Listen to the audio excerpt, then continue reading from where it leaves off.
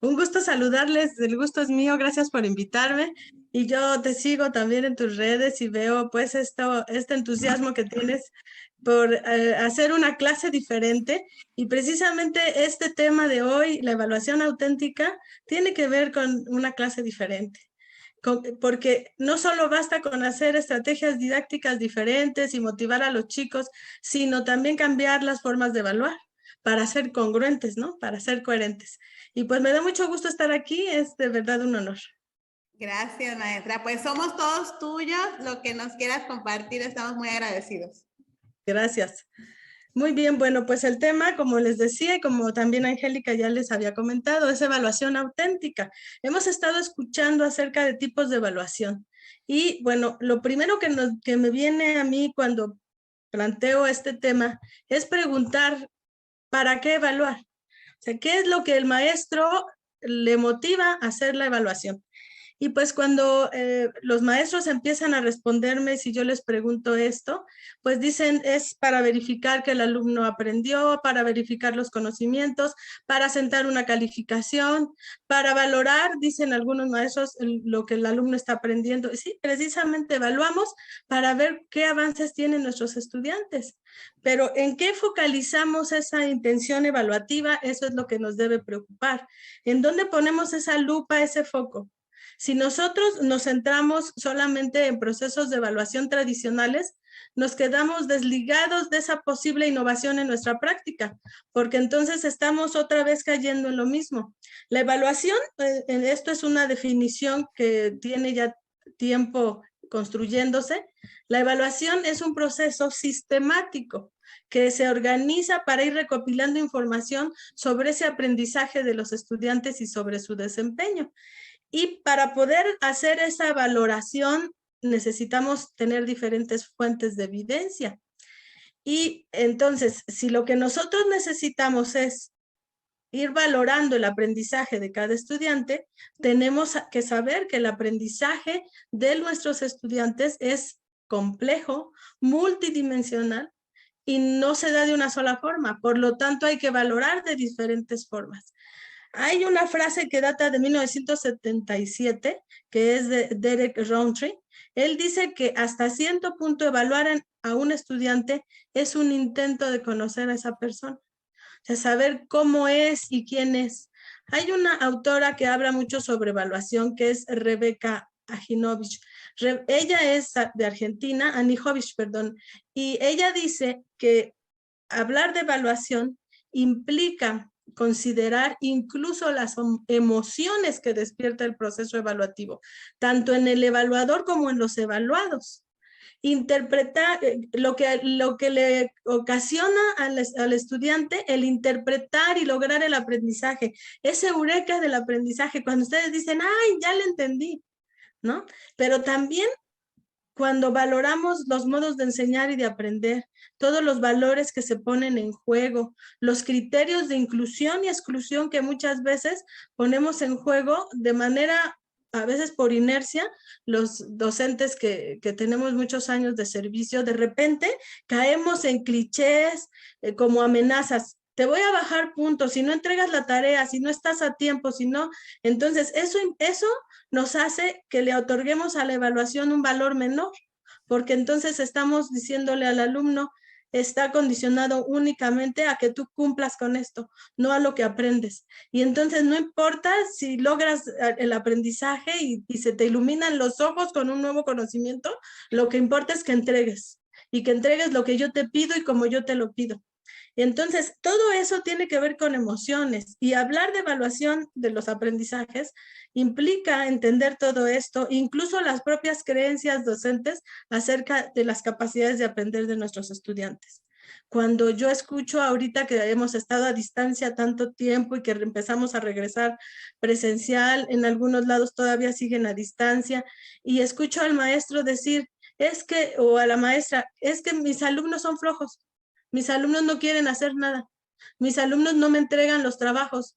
Yo les digo, antes de juzgar a tus estudiantes, primero pregúntate, ¿no será que no les interesa el tipo de actividades que yo les estoy solicitando? Yo trabajo en secundaria y les digo a mis maestros en la zona, si tengo 9, 10 asignaturas y un maestro me pide, tengo 13 años, y un maestro me dice, esta semana me tienes que entregar el cuestionario, otro me dice que un mapa conceptual, otro me dice que un resumen, otro me dice que unas páginas del libro, otro me pide una investigación, otro me pide que haga unos dibujos. Cada uno me pide, me demanda diferentes cosas y ninguno me motiva al aprendizaje ni a lograr que yo me sorprenda con lo nuevo que estoy logrando y aprendo.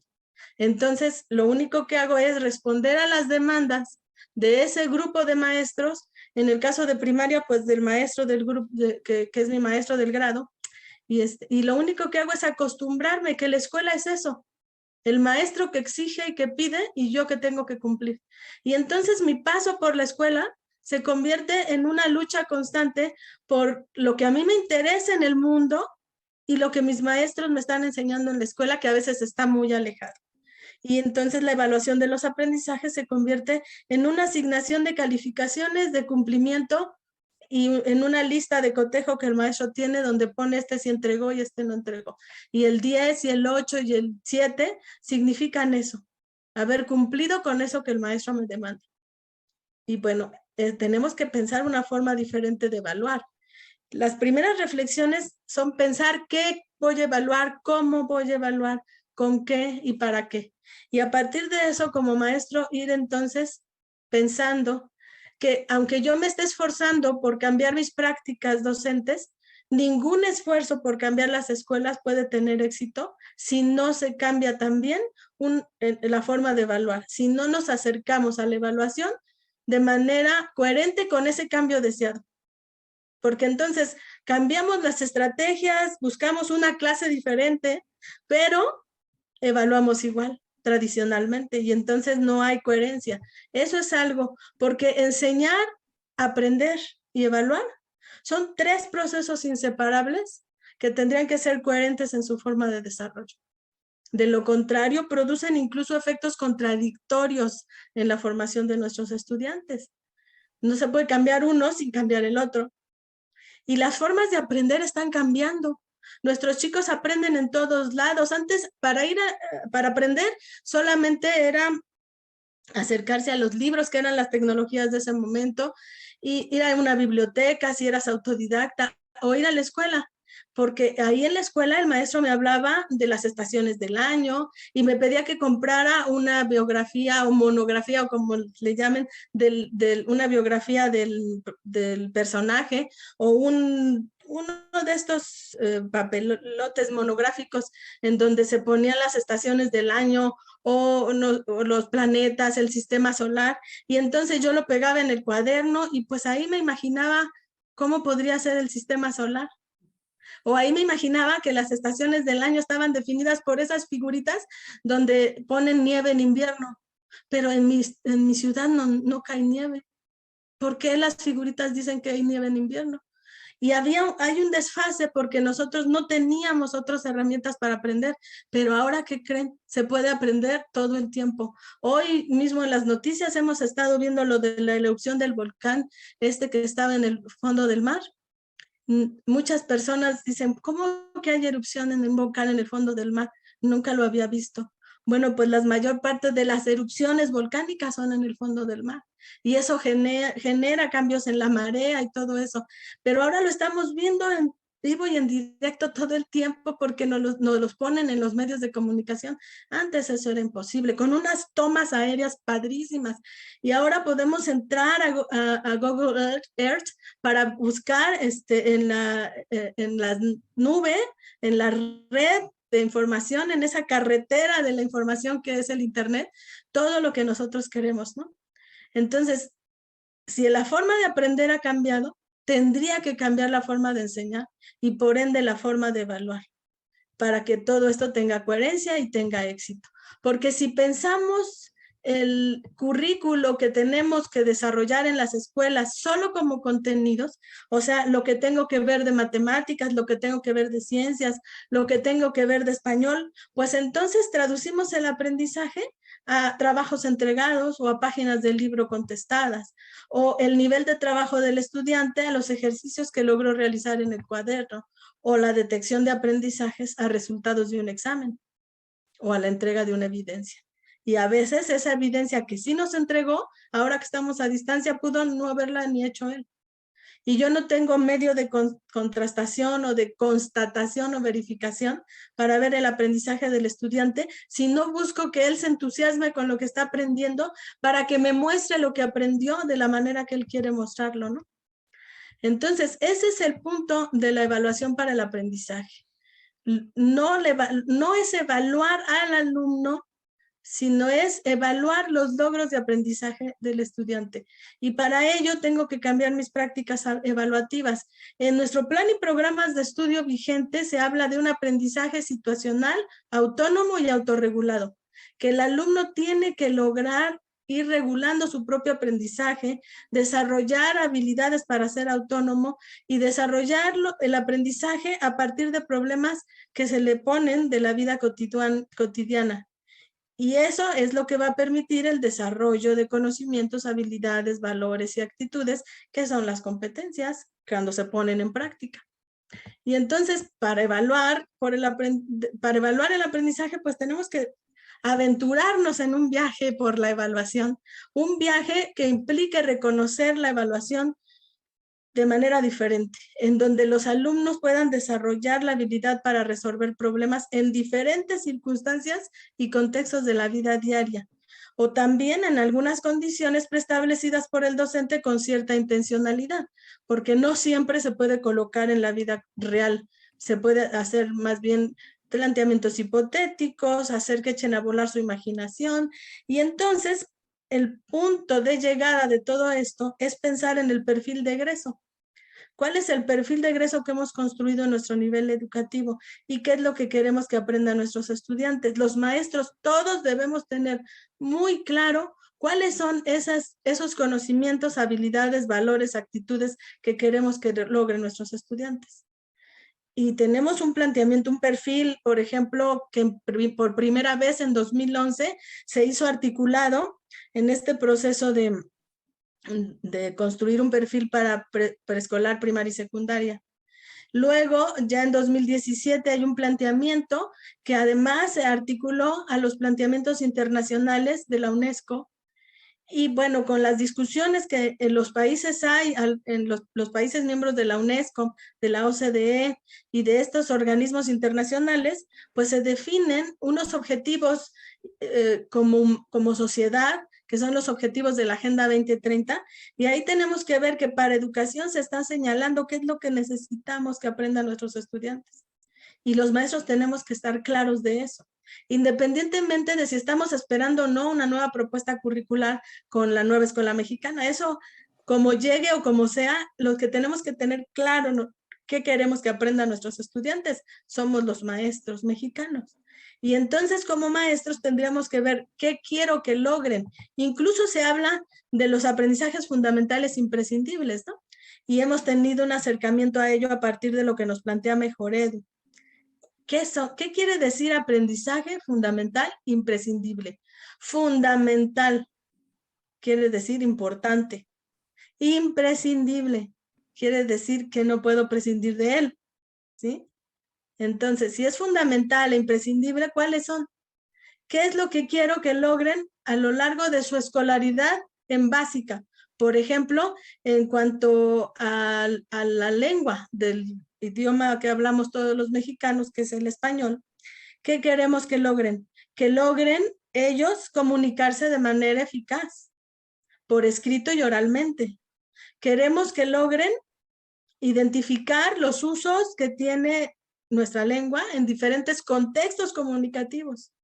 Entonces, ¿qué van a lograr en preescolar para ir avanzando hacia ese desarrollo competente del uso de la propia lengua?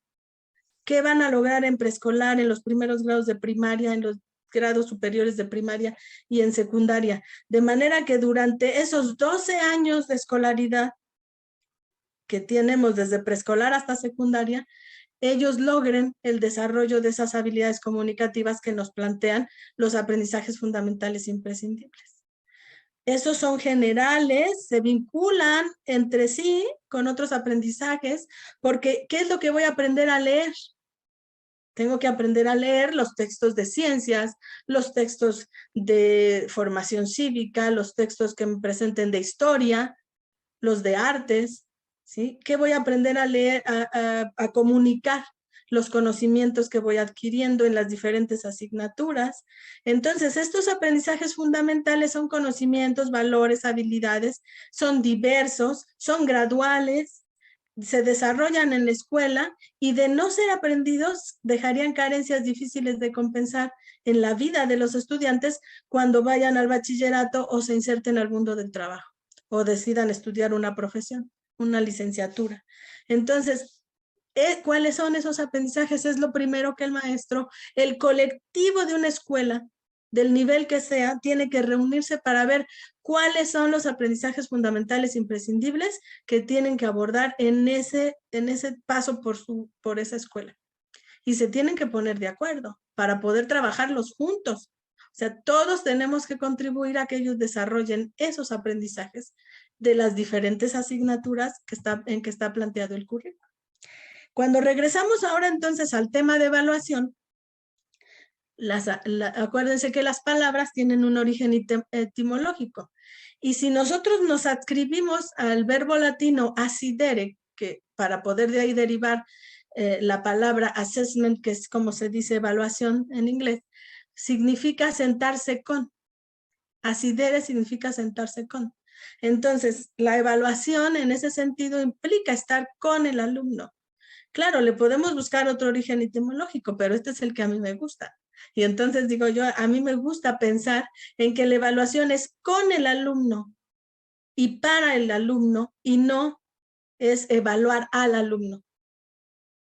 Esa es la diferencia que podría pensarse, ¿no? No se trata de que voy a evaluarlo a él y yo, que en caramba soy para evaluarlo a él. Ah, pues es que yo soy el profesor. Es que ya los reprobé porque no me entregaron nada. Bueno, ¿y tú por qué andas reprobando alumnos? Es que no me entregaron nada. Bueno, la reprobación implica que el alumno no aprendió. ¿Cómo constataste que aprendió? Ah, es que no me entregó nada. Y de ahí nos sacas al maestro reprobador, ¿eh? De decir no me entregó nada. ¿Y cómo sabes que no aprendió? Es que no me entregó nada. Bueno, buscaste estrategias para poder saber si aprendió, porque eso de que nadie aprendió nada, ahora los 2 años que estuvimos a distancia, eso está medio raro, porque aprendemos todo el tiempo. Todo el tiempo. Por el simple hecho de estar vivos. Entonces tendríamos que pensar qué fue lo que aprendió. A lo mejor no aprendió lo que yo quería que aprendiera. Y yo no logré interesarme en lo que él está aprendiendo para que eso me sirva para desarrollar las habilidades y conocimientos que yo tengo que enseñarle en la escuela. Un ejemplo, una niña en aislamiento con su familia, 3 hermanos, la mamá se queda en casa, aprendió a cocinar. Y si yo quiero que desarrolle habilidades comunicativas y ella me platica, porque yo estoy trabajando a partir de esta idea de sentarse con, me comenta que está aprendiendo a cocinar, ¿por qué no trabajo que haga sus recetas, que haga un recetario? Y entonces en el recetario corrijo ortografía, corrijo coherencia gramatical, trabajo con ella para que ese recetario lo haga con algunas videograbaciones de cómo va preparando los alimentos, incluso que haga su canal de YouTube para poder compartir las recetas que fue desarrollando, y con eso voy desarrollando con ella las habilidades que yo quiero. Y quiero que desarrolle habilidades matemáticas, pues ahí con la receta y con los gramos y con las cantidades y con las medidas, con eso voy trabajando esas otras habilidades. Y quiero que aprenda historia, bueno, vamos a ver la historia del tipo de alimentos que están, por ejemplo, unos chiles en nogada, cuando llegaron a México. ¿Por qué? Ah, pues porque vinieron los españoles. Si no, no tuviéramos los chiles en nogada, aunque son mexicanos, porque es de origen mexicano el asunto, pero es por una serie de exigencias de los aristócratas españoles que querían probar diferentes platillos y combinar los sabores que ellos estaban acostumbrados. Y a ver, ¿y qué hacían los españoles aquí cuando llegaron? ¿Por qué llegaron? Y ya enseño historia a partir del interés que puede tener el estudiante. Y así como ese ejemplo podemos poner otros. Ejemplo de un niño que Su papá dice, ya no lo voy a mandar a la escuela porque ahora que estuvimos a distancia se fue conmigo al taller mecánico todos los días. Y ahí estuvimos trabajando y ahí me sirve más. Entonces ya no lo voy a mandar a la escuela. Pero a ver, vamos a ver cuál es el valor que ese padre le puede dar a la escuela para que después su hijo pueda desarrollar ciertas posibilidades. Entonces, ahí estaríamos pensando en que esa posibilidad de aprendizaje que tiene en el taller mecánico, la puedo traer a la escuela para que él converse con los compañeros cómo pudo armar un motor o organizar las piezas, las medidas de los tornillos, o sea, todo lo que logre aprender, que dibuje y que haga un manual de cómo se arma esa pieza que su papá le enseñó a armar, y entonces que haga proyecciones de cómo podría ser antes y después del armado, y que con eso comunique a los demás sus aprendizajes.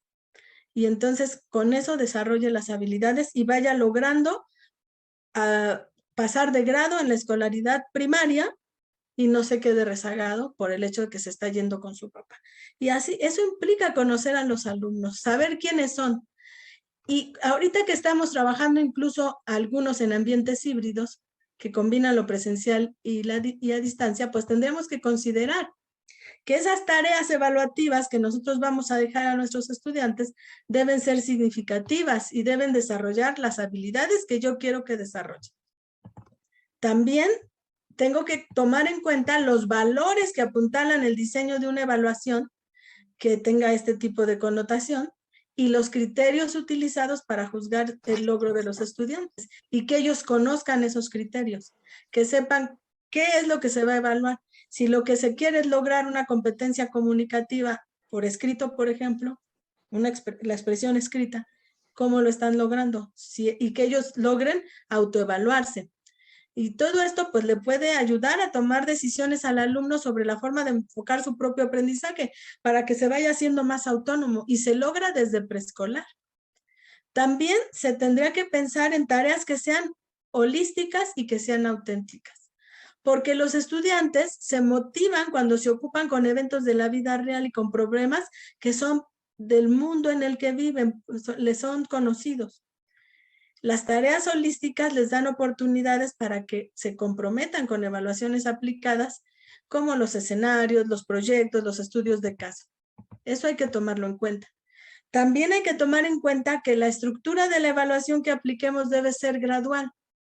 Para facilitar al docente, para facilitar al alumno también, de manera intencional y progresiva, el desarrollo de esas habilidades y la identificación. ¿Qué hacía antes y qué hacía después? Por ejemplo, si los chicos elaboran un mapa conceptual acerca, vamos a pensar en un tema acerca de los ecosistemas, y son chicos de tercer grado, de primaria. Ellos tienen alguna noción de lo que es un ecosistema. Les puedo motivar el tema acerca de qué es lo que han visto, por ejemplo, cuando se asoman a un charco de agua, qué es lo que ven, o si han ido a algún lugar, qué tipo de animales ven allá, si han ido de vacaciones o conocen en el pueblo de su familia. Y entonces a partir de eso que ellos elaboren un pequeño mapa conceptual de lo que ellos saben que es un ecosistema. Y después trabajamos el tema, investigamos en equipos y pueden trabajar en parejas. Y después de ese trabajo de investigación, indagación y demás, ellos traen todo, lo comparten y entonces después van a completar su mapa conceptual. El comparativo de cómo lo hice antes y cómo lo hice después y la reflexión sobre lo que aprendí es lo que se tiene que evaluar.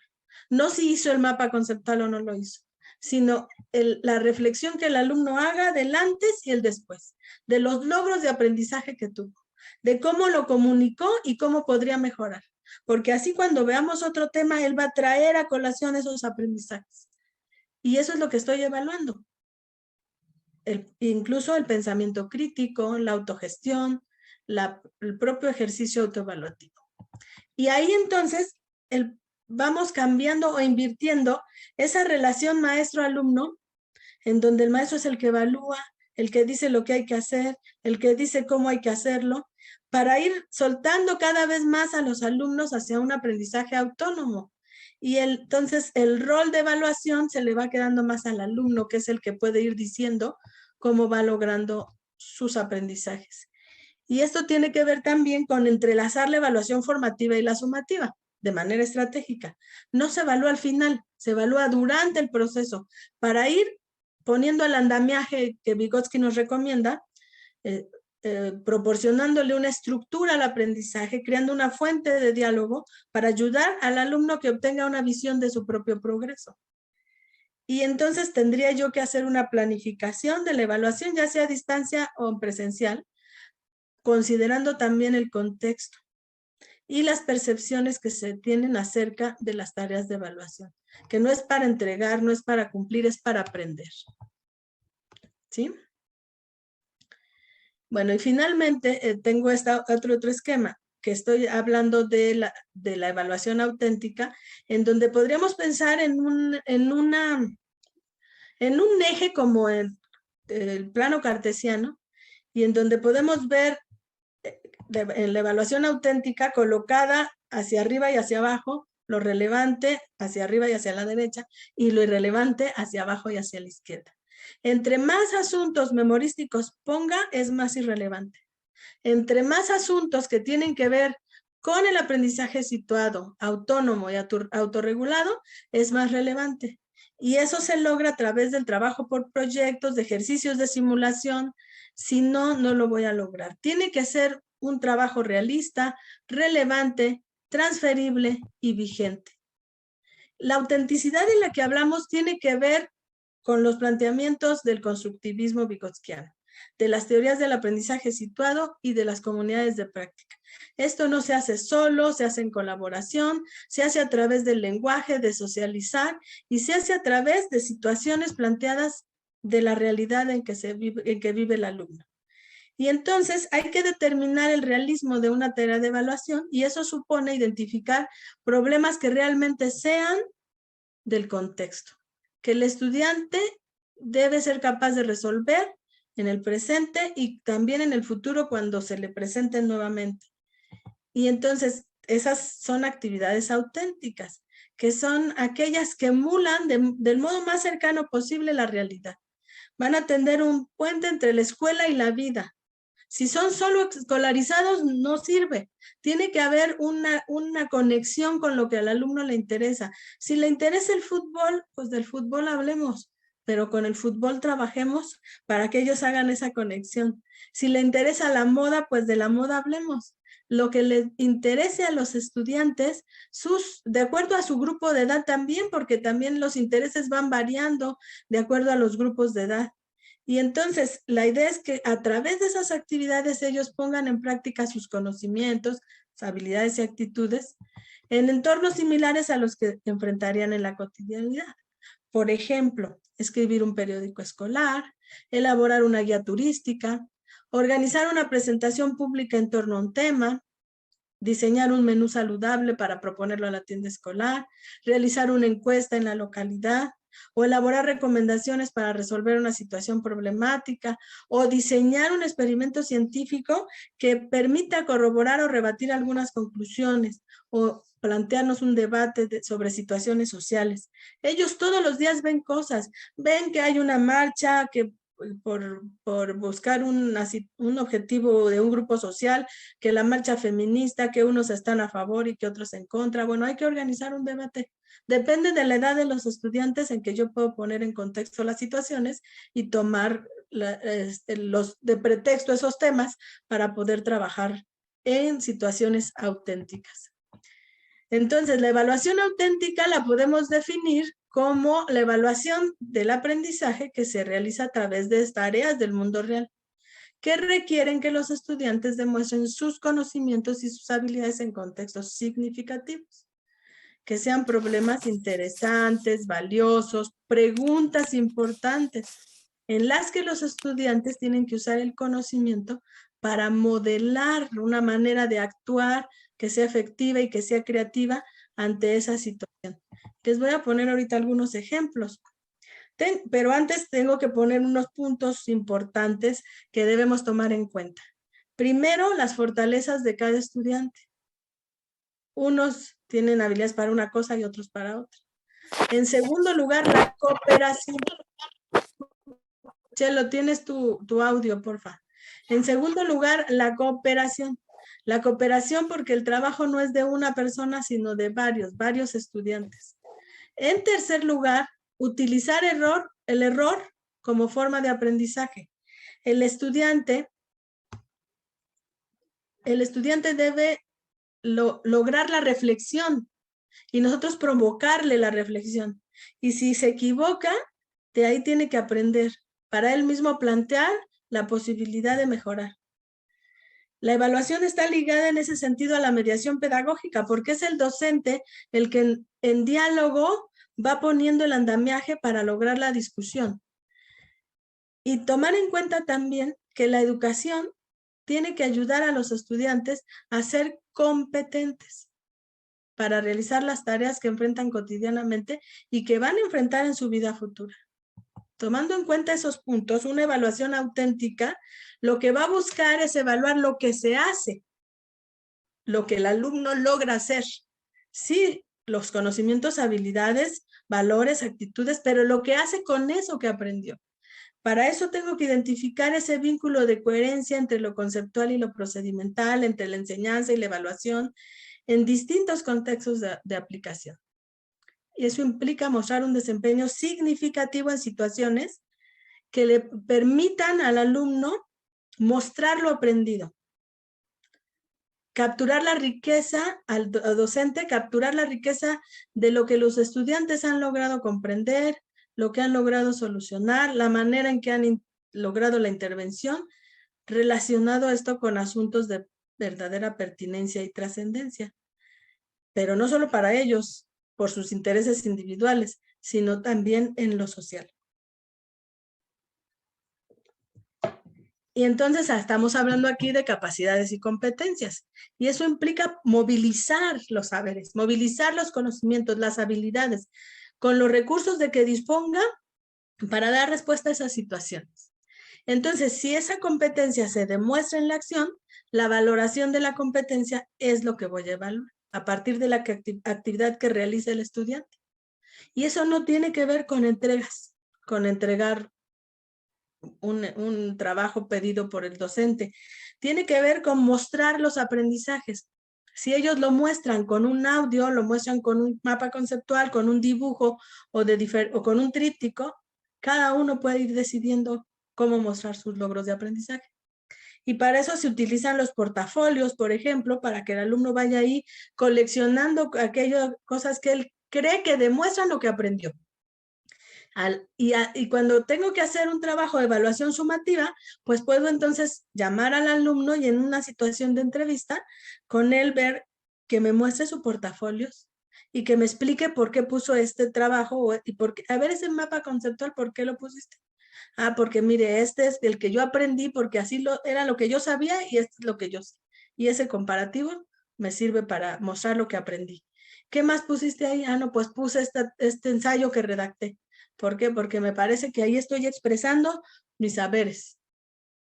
¿Y qué más? Y el otro pudo haber puesto otra cosa y el otro otra cosa. No todos lo mismo.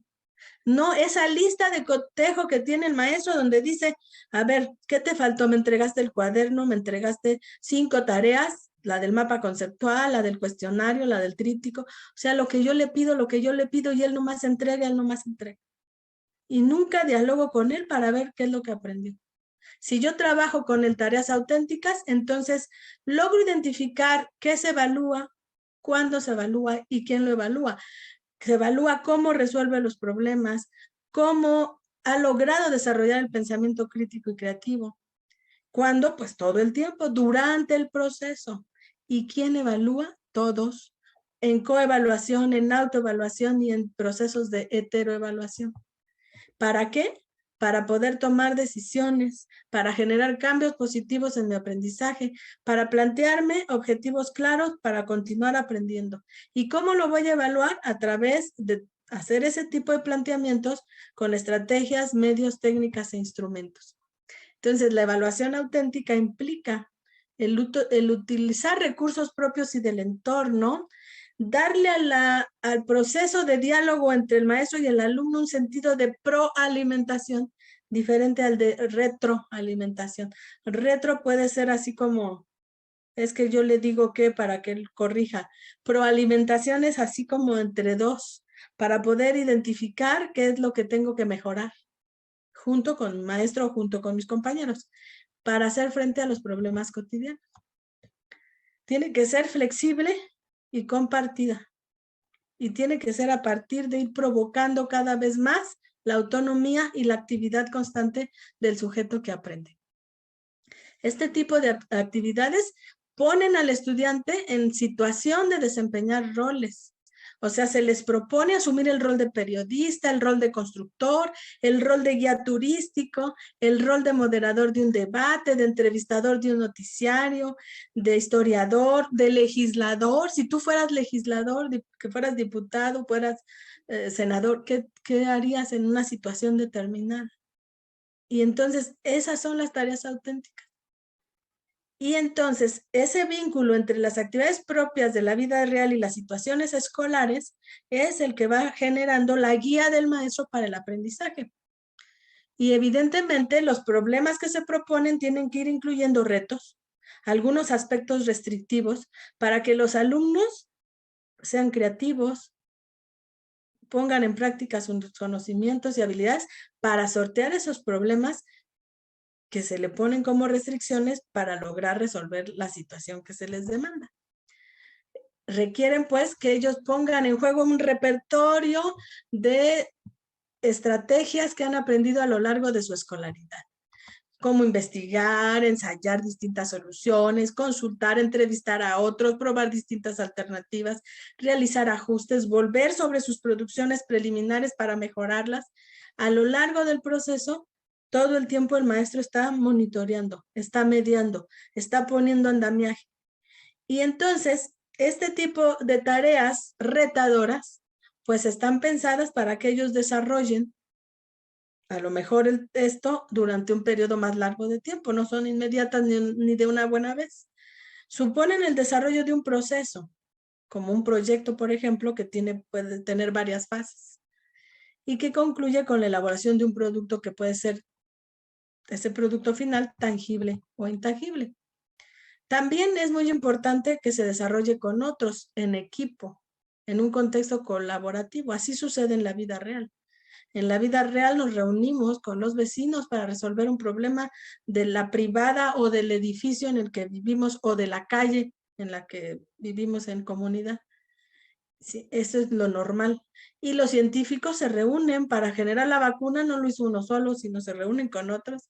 Como trabajadores, como profesionales, siempre sucede eso, porque somos seres sociales. Entonces, en la escuela no tenemos que fomentar tanto ese trabajo individualizado, sino siempre colaborativo.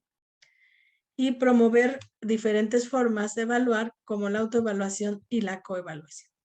Si nosotros comparáramos una actividad no auténtica y luego la tratáramos de convertir a una actividad auténtica, aquí tengo un ejemplo. Si yo les pido responder un cuestionario sobre un tema consultando el libro, pues es una actividad no auténtica. Pero si yo digo que responda cuestionamientos sobre ese tema consultando diversas fuentes de información, bueno, ya se va convirtiendo en medianamente auténtica. Pero para que sea auténtica, entonces tengo que, sí va a investigar, sí vamos a ver el tema, pero lo importante es que lo presente de una manera que sirva para los demás. Entonces va a realizar la grabación de un audio con las ideas principales, le va a incluir como audiolibro de consulta en la biblioteca escolar. Y entonces es una tarea auténtica, una actividad auténtica, evaluable de otra manera. A diferencia de un cuestionario donde palomeó que contestó bien, de acuerdo a lo que dice el libro. Que eso es lo que no quiero ya no más. Para eso no tiene que ir a la escuela, ya hay un montón de medios para hacerlo.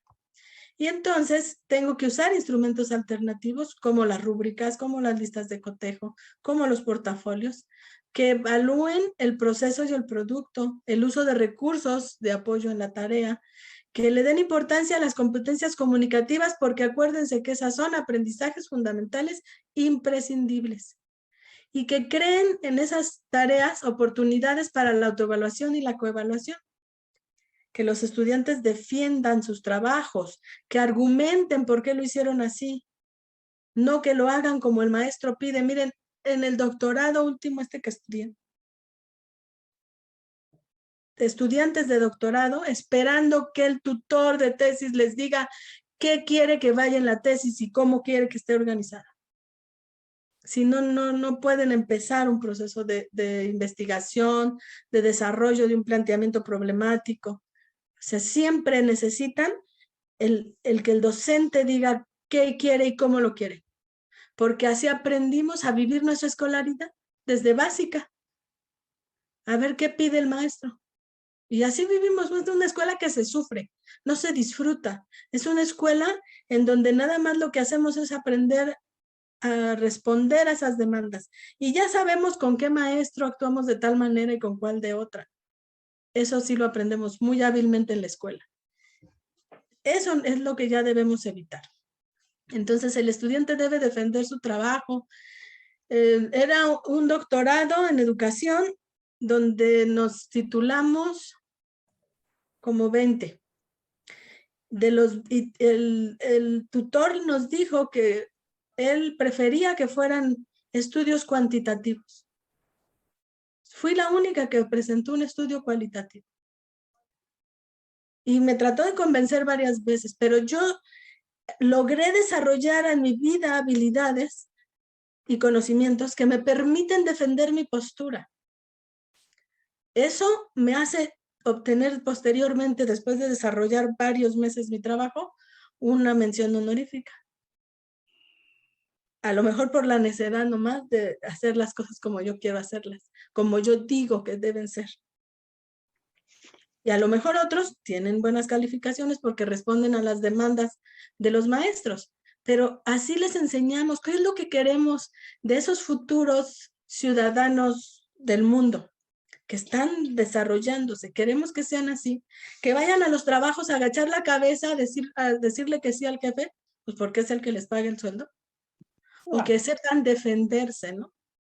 Eso queremos, entonces hay que pensar cómo lo hacemos desde la escuela, porque en la escuela les enseñamos a que respondan solo a lo que nosotros les decimos, y siéntate y cállate, y ahí no, y aquí tampoco, y eso no se hace, puras prohibiciones, prohibiciones y prohibiciones, según que porque están en formación, y no los dejamos ser, no los dejamos. Sofi, Bueno, Sofía, sí, se activó tu micro, estamos escuchando tu conversación.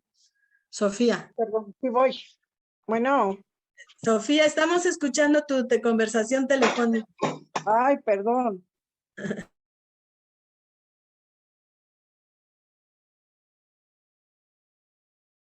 Tu micrófono, maestra. Para las personas que están viéndonos desde Facebook, por ahí pasé un enlace. Si gustas, en uno de los comentarios está el enlace para que te puedas agregar a esta clase. Listo, maestra. Gracias, gracias. Muy bien, entonces tenemos que pensar eso, ¿qué queremos? ¿Cómo los queremos formar? Para que ellos logren plantear actividades individuales y grupales, responder a los retos, defender su postura, desarrollar el pensamiento crítico, no hacer que solo obedezcan a lo que les estamos pidiendo. También que logren evidenciar el desempeño en diferentes niveles de calidad y que ellos mismos se propongan la manera de mejorar. También los criterios tienen que ser compartidos y tienen que ser transparentes para que se logre una educación de este tipo. Y pues hay un arsenal de posibilidades como recursos, los videos, los pósters, los proyectos, los casos, presentaciones, podcasts, diarios, bitácoras. Bueno, ellos ahorita andan con el Instagram a todo lo que da. Pues aprovechemos el Instagram para que ahí hagan su bitácora o su diario. Posteos de Twitter, dramatizaciones, debates, diagramas, avisos publicitarios, folletos, organizadores gráficos, y todo eso les va a generar competencias para la vida escolar y para la vida toda. Y aquí pongo algunos ejemplos. El texto de Pedro Ravelo de cómo mejorar la educación en el aula está muy interesante y tiene bastantes ejemplos. aquí hay uno. Eres un reportero de televisión que es conocido por contar las noticias de una manera que hace que la audiencia sienta que forma parte de la escena. Ese es tu rol. Y al mismo tiempo debes brindar información basada en datos y en evidencias. Y entonces nos vas a dar la información, no sé, de lo que sucedió con los migrantes que venían y que se volcó el tráiler y que ahí entonces descubrieron que venían más de 200 en un tráiler todos asesinados. Y tu audiencia eres tú un reportero de televisión, entonces tu audiencia son tus seguidores de la televisión o del periódico. Tú puedes elegir la edad de la audiencia y puedes poner el contexto en, bueno, cualquiera. Y entonces el formato que elija. Puedes hacer equipos y uno puede elegir formato de video, otro de podcast, otro de reportaje. Y entonces lo que voy a evaluar es la capacidad para comunicar ideas con una rúbrica y la capacidad para seleccionar información válida y confiable con una rúbrica. Y tengo mis dos rúbricas que se pueden construir incluso con ellos. Al principio las puedo hacer yo, pero después las hacen ellos, solitos. Este tipo de trabajo primero cuesta, porque el maestro está acostumbrado a ir con el libro de texto y con lo que le marca el programa, tema por tema. Difícilmente hay esa estructuración de qué es lo que quiero que aprendan. Ubicar el aprendizaje esperado para poder identificar qué es lo que quiero que logren mis estudiantes. Pero después, y con los chicos también a veces cuesta. Si me pongo de acuerdo con otros maestros, también cuesta ponerse de acuerdo. Pero después, cuando ya empiezo a trabajar así todo el tiempo, ya nadie me para. Hay otro ejemplo. Hay un texto sobre el colesterol. Las enfermedades cardiovasculares son la primera causa de muerte. La prevención parece ser una de las formas de disminuir su aparición en la población joven. Entonces, bueno, ¿qué vamos a hacer para que los jóvenes de más de 20 años no lleguen a los 45 años con enfermedades cardiovasculares que les pueden provocar la muerte? Entonces, vamos a investigar. Existen factores de riesgo que aumentan las probabilidades de padecer estas enfermedades. Estos chicos son de secundaria y entonces voy a poder ponerme a trabajar con ellos. Entonces, bueno, uno de los factores de riesgo son el elevado nivel de colesterol en la sangre. Y entonces, para poder saber si una persona tiene un nivel de colesterol elevado que ponga en riesgo su salud cardiovascular, se hace un análisis de sangre. Y entonces los médicos utilizan lo que llaman valores de referencia que indican los límites aceptados para hombres y mujeres. Y hasta les llevo un ejemplo de un estudio de sangre donde se ve que el colesterol está alto, ¿no? Y a partir de eso, resulta que en el municipio, las personas de salud del municipio nos han invitado a nosotros para participar en una jornada de prevención en el marco de la lucha contra las enfermedades cardiovasculares. Ahí está el reto. ¿Qué vamos a hacer? Nos invitaron a participar en esa jornada. Hay que hacer un boletín informativo porque va a ser distribuido con apoyo del municipio en puestos especiales donde las personas van a realizarse gratuitamente análisis de sangre para determinar sus niveles de colesterol. Pero la población no sabe nada de esto. Vamos a investigar y nosotros sí. Entonces nos ponemos a investigar, hacemos equipos, hacemos el trabajo, hacemos el boletín informativo y le pongo características. Extensión máxima, el eslogan que resume el objetivo de la jornada para poder responder a este encargo que nos hizo el personal de salud del municipio. Y entonces, ¿qué es lo que voy a evaluar? Bueno, pues que lograron cumplir con ese cometido, si la información que pusieron fue clara y concisa, si el eslogan fue atractivo, si lograron resumir la información en un boletín, si el boletín también estuvo distribuido adecuadamente, porque son habilidades comunicativas. Y al mismo tiempo, pues ya investigaron, ya se reunieron, ya trabajaron un montón de cosas. ¿Creen que no aprenden los alumnos así? Así aprenden. Son tareas auténticas, actividades auténticas y evaluación auténtica. Otro ejemplo, se habla del cuidado del medio ambiente. Bueno, hay que escribir un tweet con un consejo a los adultos sobre cómo pueden cuidar mejor la tierra. Pero necesito que en ese tweet al menos 3 palabras uses de las que estudiamos en un artículo que revisamos, que es plástico diminuto y gran problema. Con esas 3 palabras tiene que ir el tweet. La palabra plástico, la palabra diminuto y la palabra gran problema. Y fundamenta tus ideas. Entonces, ¿qué voy a evaluar? Bueno, no voy a evaluar a lo mejor nada más el tweet que incluya eso, sino también cómo me argumenta por qué escribió la frase así. Y es algo que ellos les llama la atención, o un TikTok, ¿no? Trabajas en el área de comunicación de una agencia de teatro. El próximo mes se va a poner en escena la obra Gris de ausencia, ahí en Buenos Aires. Necesitan comenzar de forma urgente con su difusión. Entonces hay que diseñar un cartel de presentación de la obra. ¿A qué tipo de personas te vas a dirigir? Redactar el contenido. Y ahí con los maestros de artes voy a ver qué es lo que debe llevar, un anuncio publicitario que sea atractivo, qué aspectos debe llevar. Hago un borrador porque se va a difundir en Facebook y también va a ser impreso en los postes en la vía pública. Y entonces lo que voy a evaluar es la producción y también cómo hizo la investigación acerca de los elementos de comunicación que lleva un cartel y de la parte gráfica con artes. Y así tengo muchos más ejemplos. Les comparto esto. Hay más ejemplos aquí. Aquí hay un ejercicio sobre una actividad manual que hay que hacer. Aquí hay otro ejercicio de matemáticas sobre la venta de unas chaquetas, camisas y pantalones y sombreros. Todo eso pues se puede hacer y puede hacer podcast, pueden hacer trípticos, pueden hacer carteles, pueden hacer grabaciones para subir a YouTube, pueden hacer audiolibros, muchas cosas que pueden hacer. En grupos, individualmente, en parejas. Y entonces, bueno, yo empiezo a trabajar con todo esto a través de las diferentes asignaturas. Y con eso estoy trabajando los aprendizajes fundamentales imprescindibles.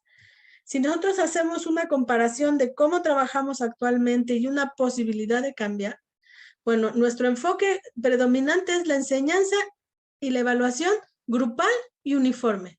La explicación del maestro y los alumnos que hacen las mismas actividades, todos igualitos. La propuesta es enseñanza personalizada y evaluación diferenciada a partir de los intereses de los estudiantes. En la evaluación predomina la función administrativa de ir teniendo control de cuánto entregó y cuánto no. Ahora lo que tiene que predominar es una función diagnóstica que me dé la información para poder evaluar. Predomina actualmente la evaluación en términos de resultados. Hay que irnos hacia una evaluación en donde dominen los procesos. Actualmente predomina un carácter reproductivo de los propósitos. Ahora hay que ir pensando en un propósito de carácter más productivo y que sean los mismos alumnos que definan qué es lo que van a lograr en ese aprendizaje y luego que contrasten para ver si lo lograron. En el enfoque actual predominan las pruebas de lápiz y papel, entonces hay que ir cambiando a técnicas, instrumentos múltiples. Que nuestras tareas de evaluación tengan un sentido retador, que tomen en cuenta la colaboración, que tomen en cuenta resultados tangibles, que el carácter formativo sea continuo, que se logre esa proalimentación sobre el desempeño y la transferencia de lo que aprenden hacia cuestiones prácticas y también procesos metacognitivos. Eso es lo que queremos. Lograr con ellos el eureka del aprendizaje, que logren darse cuenta de lo que están aprendiendo y cómo lo están aprendiendo y que lo pongan, lo socialicen, que lo muestren a los demás. Ayudemos a nuestros estudiantes para que tomen conciencia de cómo están aprendiendo, qué dificultades tienen, en qué están avanzando y celebremos con ellos todos esos avances. Esa es la felicidad de aprender y eso es lo que tiene que ver con la evaluación auténtica. Y con eso comparto pues este día, este tema. Les agradezco. Y les vamos a compartir esta presentación. Y escucho sus preguntas. Muchísimas gracias, maestra. Los maestros que tengan alguna pregunta concreta, por favor, escriban en el chat la palabra listo o lista para hacer la pregunta. Y ahorita yo les doy la palabra. Maestra Erenida, muchísimas gracias por lo que acabas de compartir. Fíjate que de alguna u otra manera los alumnos se dan a expresar. Hace mucho tiempo hice una investigación con algunos alumnos y les preguntaba qué características tendría su maestro ideal. Y entonces, una de las características que me llamó mucho la atención es que decían que sus tareas y proyectos en verdad sirvieran de algo. O sea, lo que tú nos acabas de compartir, llevar a los alumnos a compaginar lo que aprenden con la vida real es importantísimo. Yo, maestra de matemáticas, cuando estaba con el tema de porcentajes, yo les decía, yo no quiero que anden detrás de la chica de Walmart preguntando en cuánto les va a salir un producto porque tiene el 10% de descuento. Por eso estamos estudiando esto. Entonces, esa conexión de los aprendizajes con la vida real, por ejemplo, si van a aprender a leer, ¿verdad? Bueno, pues tráete un recibo de luz, un recibo de teléfono y con eso, porque para eso te va a servir leer, por ejemplo, ¿no? Muchísimas gracias por todo lo compartido. Voy a dar paso a las preguntas. Para los maestros que están viéndonos desde Facebook y los que están aquí, les quiero invitar a un taller gratuito de dinámicas, estrategias, para dar una clase divertida. Les voy a poner en el Facebook, soy Angélica Saldierna, les voy a poner un link del grupo para que se empiecen a agregar al grupo si quieren recibir esta capacitación para dar una clase divertida. Mayrani, adelante Mayrani. Hola, maestra Hola. Irene. Muchas gracias por la hora que nos regala. La verdad me recuerda mucho su ponencia a lo que alguna vez leí de Díaz Barriga, ¿no? De esta evaluación auténtica, ¿no? Cómo se va proponiendo a través de estos ejercicios donde el alumno sea capaz de dar sus conocimientos, ¿no? No lo que nosotros estamos a veces obligados a darles, ¿no? Sino lo que él aprende directamente de esta dinámica de aprendizaje, ¿no? De esas situaciones de aprendizaje que damos. Mi pregunta es, bueno, yo soy maestra de preparatoria, pero tengo una pregunta. A mí, por ejemplo, me cuesta mucho la autoevaluación, la autoevaluación y el proceso de coevaluación. Y esto lo digo porque los muchachos, en una parte, yo creo que a veces la edad, ¿no? También es parte esencial de esto, pero ¿cómo puedo lograr la autenticidad de ese tipo de evaluación, esos dos tipos de evaluación específicamente con adolescentes? O sea, ¿cómo me recomienda usted, pues, asesorar este proceso para que ellos no se sientan como amedrentados, ¿no? Porque a veces eso, no sé si la palabra sea la adecuada, ¿no? Pero yo así lo siento a veces, que ellos se sienten como con ese miedo de que... Como presionados. Exacto, sí. Y es que esto viene de todo, ¿no? De la historia, o sea, piensa en tu mismo paso por la primaria, por la secundaria, cómo lo vive uno. Te digo que la escuela la sufre uno. La escuela la sufre uno desde todo el tiempo porque es una serie de prohibiciones y prohibiciones y prohibiciones. No hagas esto, no hagas lo otro, esto no está prohibido. Y entonces, de veras que sí es complicadísimo para el docente de cualquier nivel, porque hay una lucha con nosotros docentes tradicionales, entonces cuesta mucho trabajo, pero lo que tienes que hacer es atreverte a hacerlo con ellos y motivarlos primero como ejercicios que no los consideren ellos como evaluación. O sea, que se acostumbren a usar ejercicios de valoración de sus logros. Y entonces ellos se acostumbran a usarlo cotidianamente y entonces ya no le tienen miedo a la represalia que se pueda tener alrededor de, por ejemplo, pues casi nadie en una autoevaluación se pone en baja calificación. ¿Por qué? Pues porque así estamos acostumbrados. Yo les digo a los maestros también, si ahorita nos dijeran, a ver, para la promoción horizontal se van a autoevaluar y les va a contar puntos, pues todos iban a poner el máximo que les dijeran. Porque todos además pensamos que lo hacemos súper bien, ¿verdad? Entonces, porque repercute en un numerito que me va a decir si voy o no a estar en la lista, entonces me pongo el máximo sin pensarlo, ¿sí? Entonces, es complicado porque es parte de nuestro día a día, entonces eso es lo que tenemos que que valorar con los chicos, que ellos aprendan a ver los ejercicios de apreciación de los logros propios y de los demás como una posibilidad de mejora, como una posibilidad de crecimiento, y no siempre asociados a una calificación.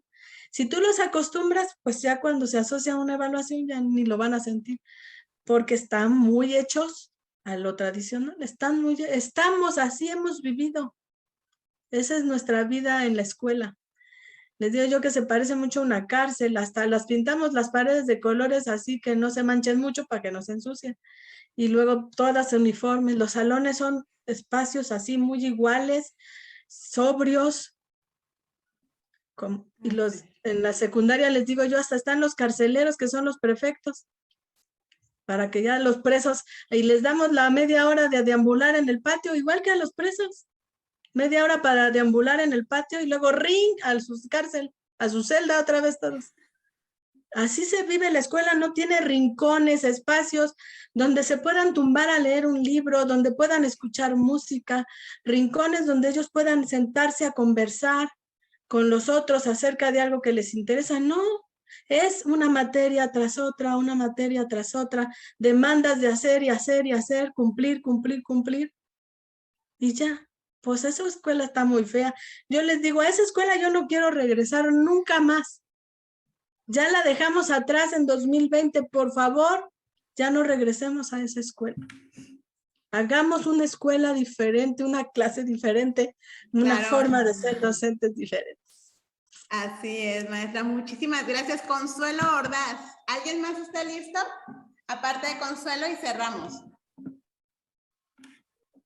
Una clase diferente, tenemos que hacer una clase diferente. Les sigo haciendo la invitación, maestra. Invítalos tú ya viviste este taller gratuito.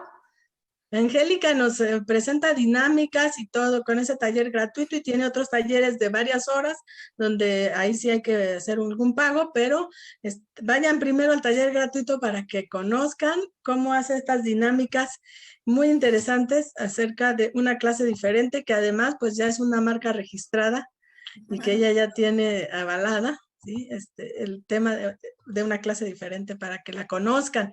De verdad, sí, no hay que ser ese maestro que no queríamos en la escuela nosotros. Así es, hay que ser diferente, hay que buscar lo mejor, como dice el profe Witsi, somos el resultado de todos los maestros que tuvimos, ¿no? Bueno, muy bien, Consuelo, en esta publicación estoy poniendo el link del grupo para que se unan para una clase diferente y gratuito al taller. Consuelo, adelante, Consuelo. Doctor, buenas noches. Hola. Bueno, mi pregunta es la siguiente. Estoy un poquito afónica, estoy convaleciente. Le agradezco muchísimo esta gran ponencia. Precisamente yo estoy leyendo mucho sobre esto porque es un tema muy interesante. Espero que me escuchen y que pues se escuche bien mi pregunta, ¿verdad? Sí, como docentes, ¿qué nos implica a nosotros como docentes para realizar una verdadera evaluación auténtica? ¿Qué es lo que tenemos nosotros que tener, atreverse, que dominar, que buscar? Atreverse a hacerlo, porque nadie sabe todo. Todos tenemos todos los días algo que aprender. Entonces hay que empezar a hacer las cosas diferentes y tratar de quitarse los miedos que tenemos de tener el control total. Porque queremos tener el control total. Hay una maestra que me decía, es que cuando ya están ahí en el salón todos sentados, yo los veo y entonces me siento segura. Pero cuando no están, que están a distancia, no me siento segura, porque no tengo el control y entonces no sé qué están haciendo, ni si están poniendo atención, ni ahí, ¿sabes? Aunque los tengas enfrente, porque su mente puede estar en otro lado, aunque estén calladitos. Entonces, olvídate de tener el control, atrévete, trabaja con tus compañeros, aisladamente no se puede, tienes que trabajar con los demás. Tenemos, por ejemplo, escuelas donde hay 3 maestros que dan el mismo grado. ¿Cuándo se reúnen para ver cómo están trabajando con los alumnos? ¿Cuándo se les ocurre decir, oye, y si tenemos 30, 30 y 30, que son 90 niños? Vamos a ver cómo andan en lectura, cómo andan en producción de textos. Y a partir de eso vamos a organizar a los que estén con mayor rezago en un tema o en un área. A esos los ponemos 2 semanas a trabajar sobre eso. ¿Quién lo hace? No, pues María. Y entonces mientras Juanita trabaja con los que están en medio y que tienen rezago en otra cosa en matemáticas. Y acá Lorenzo trabaja con otro.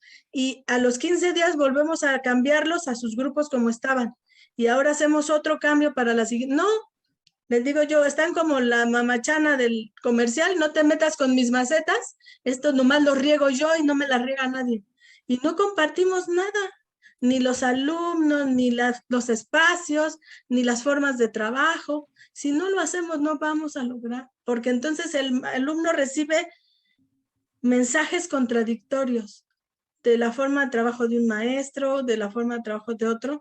Y no quiere decir que unifiquemos, al contrario, que diversifiquemos, pero que nos debemos poner de acuerdo en lo esencial, para que entonces el alumno reciba como principal mensaje: tú eres importante en esta escuela y lo que queremos es que aprendas. Ese es el mensaje principal que tiene que recibir. No, tú tienes que hacer las cosas como aquí se te diga, porque aquí viniste a hacer lo que nosotros decimos, con amenazas constantes, todo el tiempo amenazas constantes. Tenemos que ir erradicando cuestiones que han hecho que la escuela sea así, tan uniforme, tan escolarizada, les digo yo. Hay que desescolarizar la escuela, hacerla más agradable, hacerla más amena.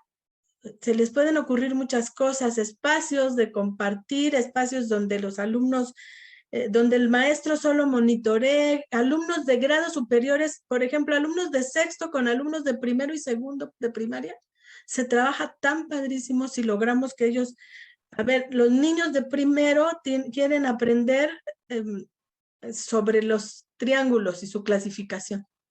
Los de sexto van a preparar los materiales y van a ir a darles la clase a los de primero y segundo para hacer los triángulos.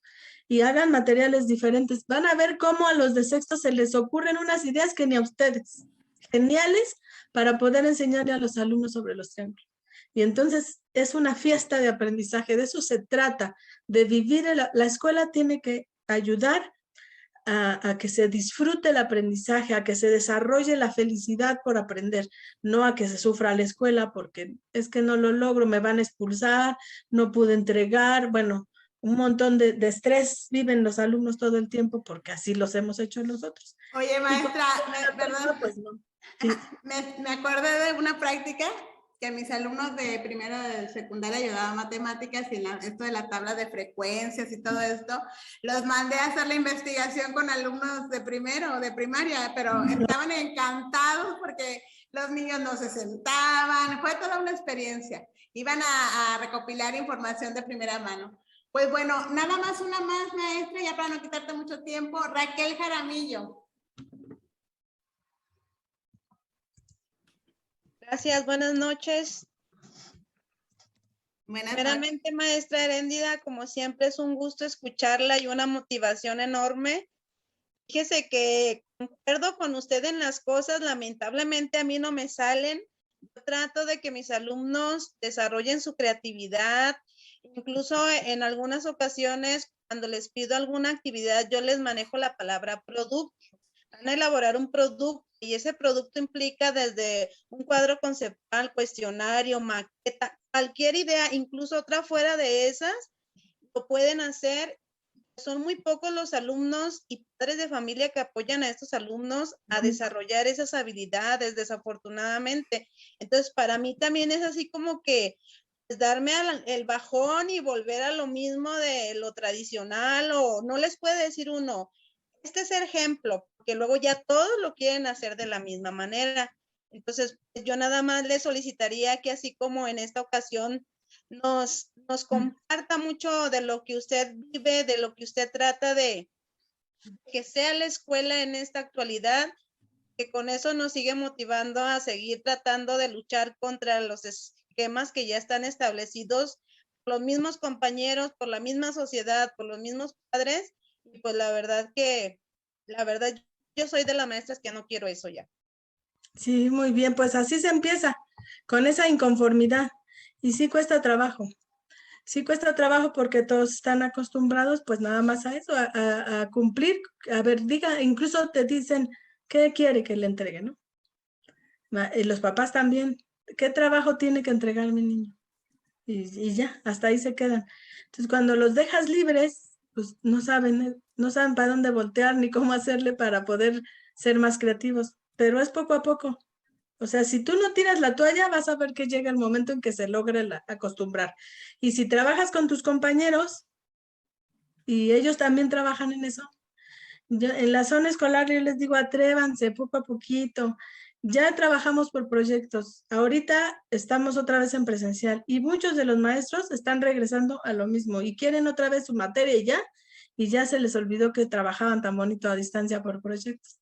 Entonces, es un poco complicado, los papás también, porque están acostumbrados al cuaderno lleno, al rojo para la calificada, pero pues así aprendieron ellos. Hay que platicar, hay que hacer también algunos trabajos con los papás para que ellos sepan que el mundo de ahorita no es el mundo que ellos vivieron, es diferente. Entonces los aprendizajes de sus hijos son mucho más allá de lo que ellos lograron, porque no son suficientes ya esos aprendizajes logrados cuando ellos fueron a la escuela. Ahora se necesita mucho más para ser competente en el mundo. Podemos ver, por ejemplo, la forma de trabajo de grandes corporativos como Facebook, como Microsoft, cómo trabajan con sus empleados, qué hacen. Ellos no tienen reloj checador de entrada y de salida como en las fábricas o las oficinas tradicionales. Trabajan desde casa, trabajan en equipos, generan proyectos, los presentan a los demás, tienen espacios con simuladores, tienen tiempos de recreación, o sea, porque a veces para pensar algo necesito distraerme de otra forma y voy un rato a tirar el balón a la canasta de baloncesto mientras ordeno ideas y luego regreso. Eso lo hacen en esos corporativos, tienen formas diferentes de organizarse. Cuando ellos lleguen a ese tipo de trabajo, si no están acostumbrados a trabajar así, porque la escuela lo único que les hizo es aprender a obedecer las órdenes de una persona que les dice cómo hacerlo. Y a partir de eso, pues lo que llegan es a preguntar a ver quién es el que les va a dar indicaciones y se van a volver operadores de una máquina y hasta ahí no van a poder ser los líderes de un área o los CEO de una compañía, porque pues no tienen las habilidades entonces pues estamos creando espíritus de gente conforme, de gente que no quiere superarse porque solo está esperando que le digan qué sigue, qué hacer. También los maestros y maestras mexicanos estamos ahorita así como hay que esperar porque pues la Secretaría no nos da el nuevo plan y programas de estudio. Mientras trabajo con el que tengo. Así nomás. Y bueno, y nuestra